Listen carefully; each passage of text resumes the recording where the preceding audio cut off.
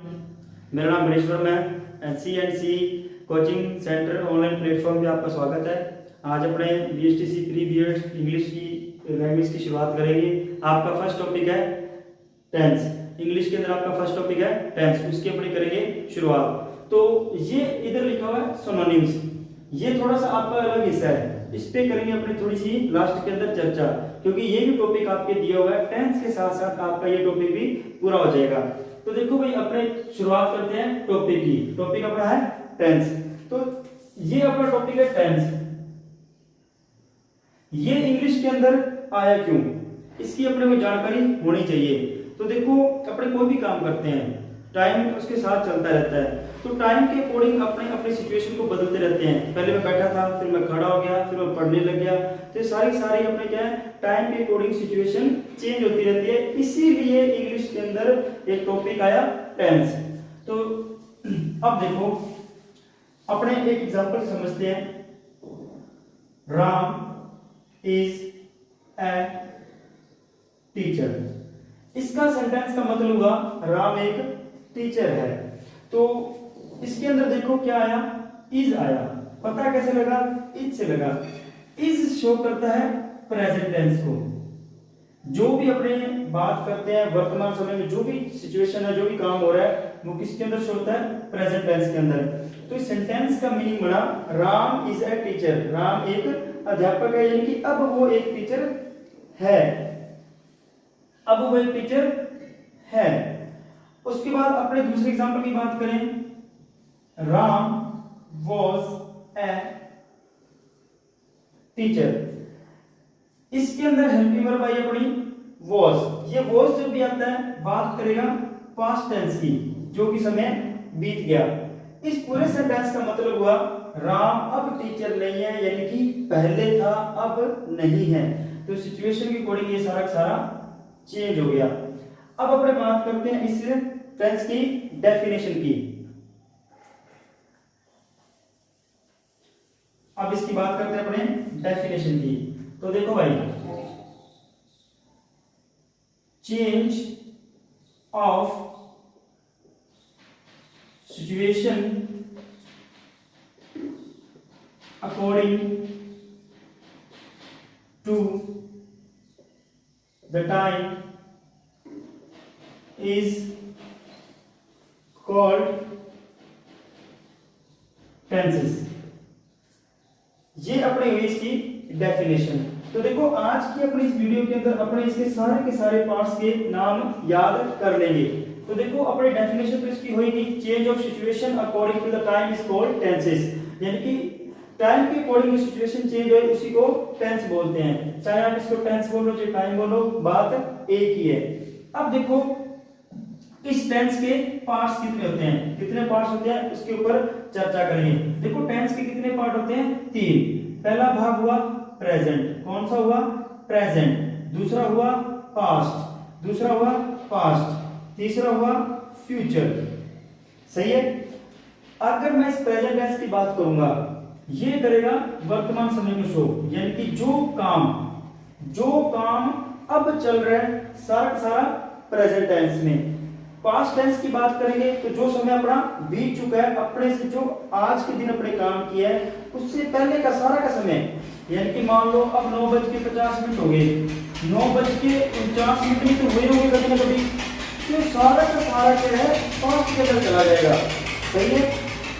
उसके बाद बात आती है फ्यूचर की। इसकी बात आती है फ्यूचर की। फ्यूचर शो करेगा जो समय अपने आने वाला है, यानी कि इन 3 पार्ट को पढ़ के प्रेजेंट पास्ट फ्यूचर, उसके बाद मैं आपको जो भी चीज पढ़ाऊंगा वो किसके अंदर आएगी, फ्यूचर के अंदर। ये आपके 3 नाम याद हो गए। अब 4 नाम और याद करो। देखो, नाम याद करना है इंडेफिनिट, नाम आपको याद करना है कॉन्टिन्यूस, नाम आपको याद करना है परफेक्ट, नाम आपको याद करना है परफेक्ट कॉन्टिन्यूस। तो देखो, पहले अपने इसकी थोड़ी सी जानकारी ले लेते हैं। इसका फायदा क्या होगा अपने को, जब भी अपने इंडेफिनिट की बात करेंगे ना, तो ये डेली रूटीन को शो करेगा। किसको शो करेगा, डेली। जो अपने काम डेली करते हैं किसके अंदर आएगा, इंडेफिनिट टेंस के अंदर आएगा।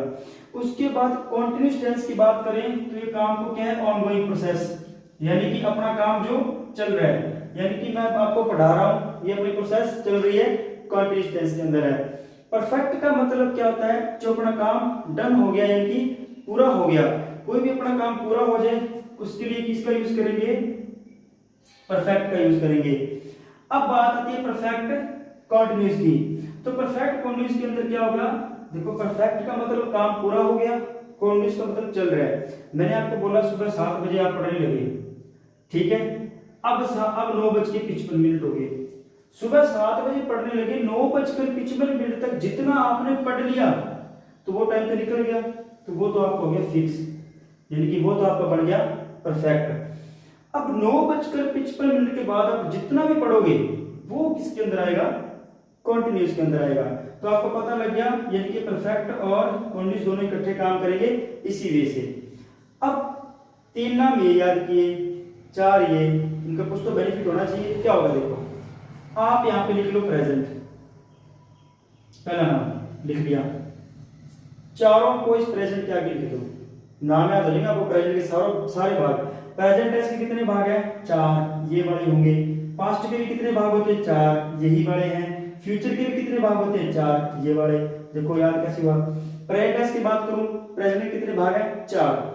प्रेजेंट इंडेफिनिट, एक नाम याद हुआ, present continuous, present perfect, present perfect continuous. अब दूसरा भाग कौन सा था टेंस का, पास्ट।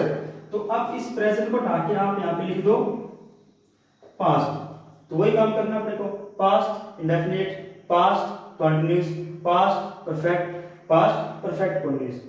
लास्ट हिस्सा बचता अपना फ्यूचर। कौन सा बचता है, फ्यूचर। तो फ्यूचर के अंदर क्या करना है, future indefinite, future continuous, future perfect, future perfect continuous. कुछ नहीं किया आपने आज, 3 नाम याद किए टेंस के, 3 नाम प्रेजेंट पास्ट फ्यूचर, इनके आगे 4 भाग हैं, तो 3 × 4 करो, 4 दिए 12, आपके 12 के 12 टेंस आपके नाम याद हो गए। अब सर नाम मैंने याद कर लिए, इनका भी तो फायदा होना चाहिए। आपने बताया सर ये डेली काम करता है, ये ऑनगोइंग प्रोसेस हो गया, पूरा काम हो गया। अब आपको एक छोटी सी ट्रिक और बताता हूं मैं, सुनो बड़े ध्यान से। देखो मैं बात करूं इंडेफिनिट टेंस की, इंडेफिनिट टेंस कोई भी हो सकता है, प्रेजेंट भी हो सकता है, पास्ट भी हो सकता है, फ्यूचर भी हो सकता है, अपने भी पढ़ के गए हैं। जब आप फिलिंग द ब्लैंक्स भरोगे, आपको आगे जो भी आप एरर निकालोगे क्वेश्चन के अंदर, आपको जब भी इंडेफिनिट टेंस दिख जाए, इंडेफिनिट टेंस की आप बात करोगे तो कुछ नहीं करना, सेंटेंस के अंदर आपको वर्ब की फर्स्ट फॉर्म लगानी है, फर्स्ट फॉर्म के साथ एस या ईएस लगाना पड़ेगा, और वर्ब की कौन सी फॉर्म लगा सकते हो इंडेफिनिट में, सेकंड फॉर्म, इससे बात कुछ नहीं है। अगर मैं बात करूं कंटीन्यूअस की, टेंस प्रेजेंट भी हो सकता है, पास्ट भी हो सकता है, फ्यूचर भी हो सकता है। कंटीन्यूअस के अंदर हमेशा टेंस कोई मर्जी हो, प्रेजेंट पास्ट फ्यूचर, वर्ब की आईएनजी फॉर्म आएगी। अब बात आती है परफेक्ट की, टेंस कोई भी हो सकता है, प्रेजेंट पास्ट फ्यूचर। जब अपने इस परफेक्ट की बात करें, वर्ब की कौन सी फॉर्म लगानी है, थर्ड। अब बात आती है प्रेजेंट परफेक्ट। अब देखो परफेक्ट कंटीन्यूअस आ गया, चाहे प्रेजेंट हो, चाहे पास्ट हो, चाहे फ्यूचर हो, कोई दिक्कत नहीं है। सेंटेंस के अंदर बनाते समय बीइंग प्लस वर्ब की आईएनजी फॉर्म का यूज करना है। आईएनजी फॉर्म तो कंटीन्यूअस के अकॉर्डिंग आ गई। सर आपको इधर तो आपने परफेक्ट के अंदर वर्ब की थर्ड फॉर्म लिखी थी, अरे हाँ या ना सर, ये बीइंग कहां से आया। देखो टेंसेस को करने से पहले आपको पता है वर्ब अपने को आनी जरूरी होती है। जिसने पहले टेंस पढ़ा हुआ है उसको पता होगा बिना वर्ब के टेंस कुछ भी नहीं होता। देखो मेरे कहने पे आप ना किसी भी टीचर से पढ़ रहे हो, एक बार सुना करो, बड़े ध्यान से सुना करो। जब आप एक बार सुनते हो, बड़े ध्यान से सुनते हो, तो आपका दिमाग में चढ़ जाता है वो, आपको बार बार समझने की जरूरत नहीं पड़ती। जो चीज आपको एक बार में समझनी है वो बार बार में नहीं आ सकती, मैं इतना जानता हूं। देखो भाई वर्ब की फॉर्म होती है 5, कितनी फॉर्म होती है, 5। वर्ब का मतलब क्या होता है, एक्शन। कोई भी हम काम करते हैं एक्शन हुआ।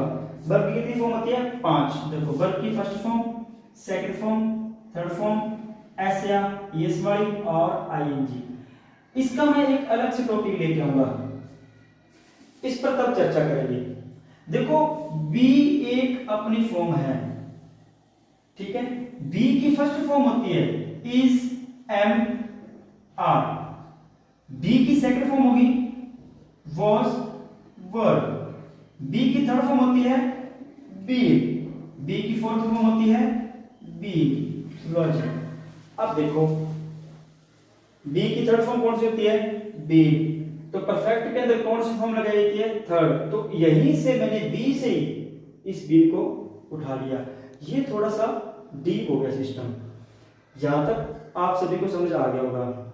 ये टेंस के अपने नाम याद हो गए सारे के सारे, 12 टेंसेस हो गए, अपने नाम याद हो गए इनके। अब इससे जो भी आगे का प्रोसेस होगा वो मैं आपको अगली वीडियो में करवाऊंगा। उसके अंदर एरर निकालने, फिलिंग द ब्लैंक्स में अपने को छोड़ते नहीं। टेंस टॉपिक शुरू कर लिया तो इसको बिल्कुल एंड तक लेके जाएंगे। अब इस पर आते हैं, ऊपर लिखा है सिनोनिम्स। सिनोनिम्स का मतलब होता है समानार्थी शब्द। ये आपके अलग से टॉपिक है, दिया हुआ है। तो अब देखो ये जितने भी एग्जांपल लिखे हैं, जितने वर्ड लिखे हैं, सारे सारे कोई ना कोई कंपटीशन में आए हुए हैं। अब देखो मेरी बात सुनो, मेरा नाम गणेश वर्मा है, मेरे को घर में किसी और नाम से बुलाया जाता होगा, स्कूल में मेरा नाम कोई और होगा, फ्रेंड्स में मेरे को किसी और नाम से बुलाते होंगे। बंदा मैं ही हूं, नाम मेरे अलग अलग हो गए। तो सिनोनिम्स का मतलब होता है बंदा एक ही है, वर्ड एक ही है, उसके अलग अलग मीनिंग हो गए, अलग अलग नाम हो गए। अब पहला वर्ड अपने पास अगस्त। इस अगस्त का मतलब होता है इंपॉर्टेंट, यानी कि महत्वपूर्ण। कोई चीज अपने लिए इंपॉर्टेंट होती है, महत्वपूर्ण, उसके लिए कौन सा वर्ड यूज कर सकते हैं अपने, ये अगस्त वाला। और इसका दूसरा सिनोनिम्स क्या हुआ, इसी से मिलता जुलता वर्ड क्या है, मैजेस्टिक। इसका मतलब भी क्या होता है, इंपॉर्टेंट, महत्वपूर्ण। ठीक है भाई। अब वर्ड आया डुलसिट। इसका मतलब होता है स्वीट। कोई चीज बहुत ही अच्छी हो, अपने को अच्छी लगे, उसके लिए यूज कर सकते हैं अपने ये वर्ड। उसके बाद आया ड्वार्फ। ड्वार्फ का मतलब होता है स्मॉल, छोटा। ड्वार्फ, ड्वार्फ का मतलब क्या होता है भाई, स्मॉल। कोई चीज छोटी है, स्मॉल है, ठीक है। ड्वार्फ का मतलब होता है स्मॉल। और इसी से मिलता जुलता वर्ड कौन सा है, नॉम। इसको बोलते हैं नॉम। उसके बाद शब्द आया अगले बाद इल्यूड। इल्यूड, इल्यूड का मतलब होता है जब आप किसी गंभीर सिचुएशन में फंस गए, अब आपके पढ़ने वाली है, आपको क्या है उस सिचुएशन से बचकर भाग के निकलना है। जिस सिचुएशन में आपके ऊपर गंभीर समस्या आ जाए और आप उस समस्या का समाधान करके वहां से बचकर निकल जाएं, उसके लिए यूज किया था वर्ड इल्यूड। और एस्केप का मतलब क्या होता है, बचकर निकल जाना। ठीक है भाई, इतना आप सभी को समझ आया होगा।